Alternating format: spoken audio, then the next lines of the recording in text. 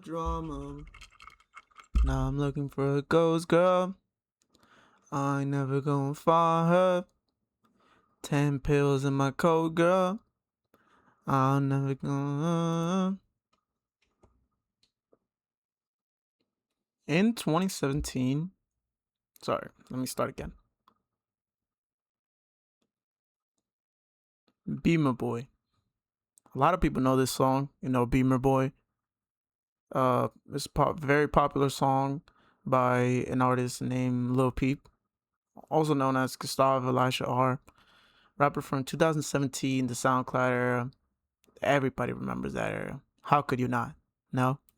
It was a pretty big time in the internet.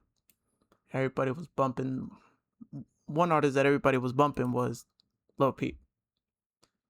Beamer Boy as today it's a lot more than what the artist has to offer. On the surface, it sounds just like another song. Cars, girls, money, fame, a lot of stuff. How could you not want to have all that? C3, luxury car, going 100 on the freeway, doing your own. But underneath that, there's a real tension playing out between wanting to be seen and validated through material success and the emptiness. Let me say that again. Between wanting to be seen and validated through material success and the emptiness that comes from chasing that validation in the first place. The desire to be seen. Throughout the song, there's this Throughout the song, there's this recurring pull towards status. Symbols, the car, the image, the look at me now energy. But it's worth asking, what does that matter so much? For a lot of artists who came up in the SoundCloud era, and for Peep specifically, the desire to flex isn't really about the object itself. It's about being witnessed, about proving to others and to maybe himself that he made it out of whatever he started. He uses the term, I want a Beamer, I want a C3 2-seater, for more than just I want something luxurious or I want a vehicle. He uses it more as a look, I made it. I have a vehicle now. I can go here. I did everything I said I would do. Out of the gutter. That's the other half of it. The come up story. The idea the struggle in the past justifies the excess now. It's a narrative you hear across hip hop broadly. But with Peep, there's an extra layer of Let me say that again. That's the other half of it. The come up story. The idea the struggle in the past justifies the excess now. It's a narrative you hear across hip hop broadly. But with Peep, there's an extra layer of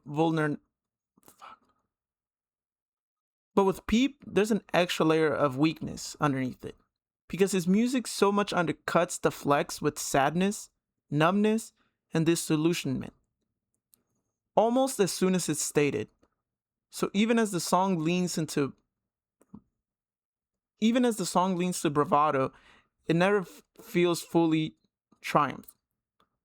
It feels like someone performing confidence while still carrying the weight of where they came from. The deeper meaning behind Beamer Boy. The deeper meaning behind Beamer Boy.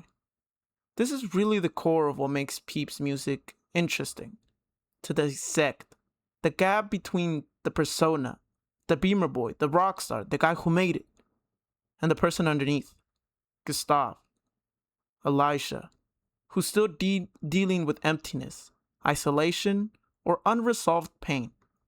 The desire for riches and visibility isn't really about greed. It's a coping mechanism, a way to fill a void, or finally feel like enough. In the lyrics of Beamer Boy, there's a specific lyric that says, I want a C3, a 2-seater, And while a lot of people don't see this as anything deep or anything, too serious, you can definitely hear, or you shit. You can, while the song says I want a C3, a two-seater, you understand that besides the car, two seats, he's trying, while not directly saying it, he's he's insinuating that he wants to share this wealth. He wants to share this success with someone. He's talking about someone specifically. The song is directed to someone. Hey, look, I made it now. I have a car. Not just any car. I have a luxury car. And I just want you to be with me in this car. I just want you to be a part of something that I'm creating. So when we dissect Be Member, we're not just looking at the lyrics about cars and money. We're looking at a young artist grappling with self-worth, trying to outrun his past by outpacing it materially, and finding out that visibility isn't the same thing as truly being seen. Gustav was a precious artist to a lot of people, to me included. He's one of the only ones who's shared his pure raw emotions on the mic, putting everything he feels on the lyrics of a song. And that is just my take, you know? Maybe I'm overlooking into all of this. Maybe I'm just overthinking it too much. But personally, it's something that I can see and I can somewhat relate to. Having to want all this extra materialistic things to prove to someone, not to a group of people.